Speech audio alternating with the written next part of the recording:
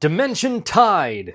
This black hole cannon of a cocktail is made with gin, lychee liqueur, lemon lime soda, and red pearl luster dust with a black hole ice sphere made with black food coloring. The lychee flavor kind of overpowers everything else, with the gin blending right in with the floral nature of the lychee, and the soda adding enough sweetness so it isn't too floral. The food coloring in the black hole ice sphere will quickly start to diffuse into the rest of the drink, giving a sweet shooting through the atmosphere gradient until the color of the black hole consumes it all. For that black hole, you'll just need to add black food coloring to an ice sphere mold. Once that's fully frozen, you can add some red pearl luster dust to a Collins glass or other tall glass. Pour in an ounce of your gin of choice, then an ounce of that lychee liqueur. Top that off with about 6 ounces of your favorite lemon lime soda, and if you skip the luster dust, then this part of the drink will be significantly more clear. All that's left to do is carefully add your black hole ice sphere, and enjoy. Cheers! Bandai gave us our first Millennium Godzilla back in 1999, which received a few colorways over the years, like this one in the big carded Megaguirus set.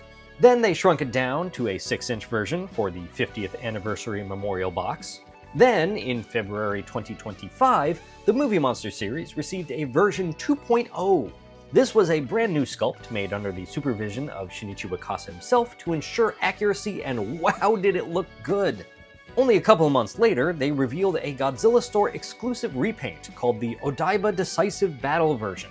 This one retailed for 3,850 yen on the Japanese Godzilla Store, but could be imported for 51 bucks at places like Beasts of the East, or if you're like me and have more time than money, it was only 33 bucks on the US Godzilla Store, but did not ship until July.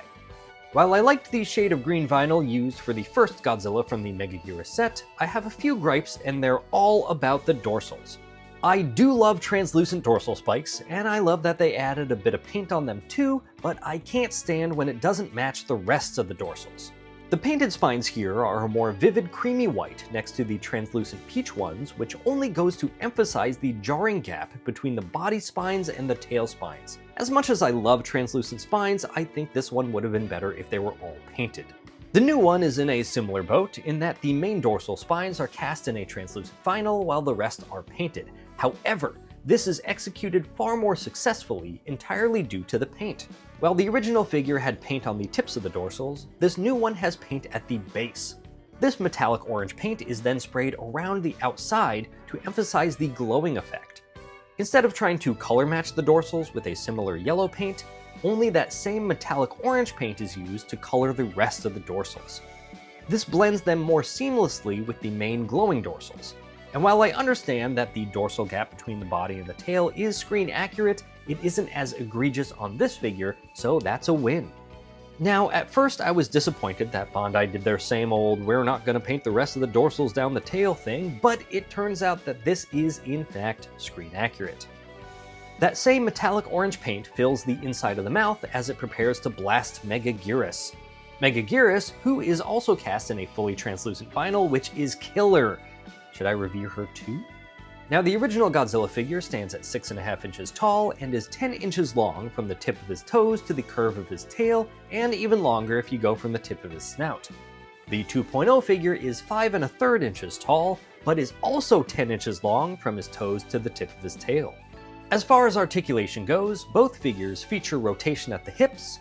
While the 2.0 can go all the way around, the original stops at the arms. Speaking of those arms, while the original's definitely looks like he rolled his sleeves up, it does have a wider range of movement than the 2.0, which stops about halfway. But even so, that is enough movement to get it into a nice jumping pose. The original has full rotation where the tail plugs in if you move the legs in. This also works for a jumping pose. The 2.0, on the other hand, does not, in either tail section. They're fully glued in. But the 2.0 does feature some slight brown highlights on the knees and chest, which is nice. There's no other spray or dry brushing on the figure, but the detail is sharp enough to still stand out strong without paint. I've really slowed down on buying movie Monster series figures, partially because I've been replacing them with the significantly more articulated Monster Arts counterparts, but also partially because I remember the day when they used to be 700 yen a piece. It's becoming harder to pay more and more and more for them each year when the quality, size, and paint has stayed about the same, but I've reviewed about 6 of them in the past year alone, all of which were G-Store or other exclusives.